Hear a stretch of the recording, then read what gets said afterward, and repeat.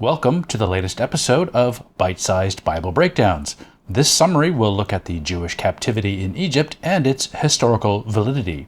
As noted in the previous video on the fictional narrative of the patriarchs and the origins of the Israelites, it logically follows that the Egyptian captivity, the Exodus, and the conquest of Canaan, therefore, must also be entirely imaginary.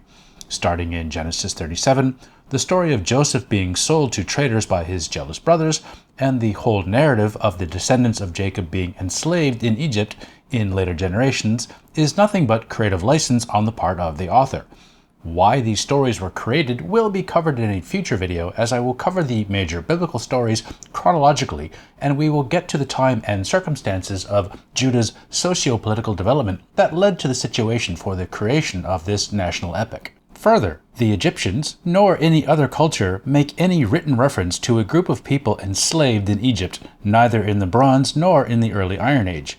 Hhowever, there was a Semitic people known as the Hyksos, who ruled, keyword being ruled, not enslaved, an area in Goshen in the Nile Delta. The Hyksos rule in Goshen does coincide with the location given in the Bible for the captivity.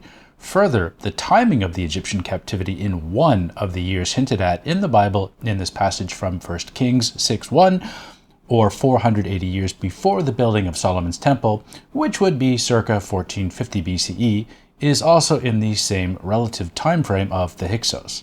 However, the second references to the captivity come from Genesis 47:11 and Exodus 1:11, both of which mention Ramses II, who ruled in the 1200s BCE, or 200 years after the date given in 1 Kings 6. The contradictory timings lend more weight to dispute the captivity tale in its entirety, and at the risk of repeating myself, the Israelites were not yet a distinct people at this time in history. If you like my content, please like and subscribe to get notified of new videos. Please also consider supporting my work by becoming a Patreon sponsor. You can also find me on the following platforms: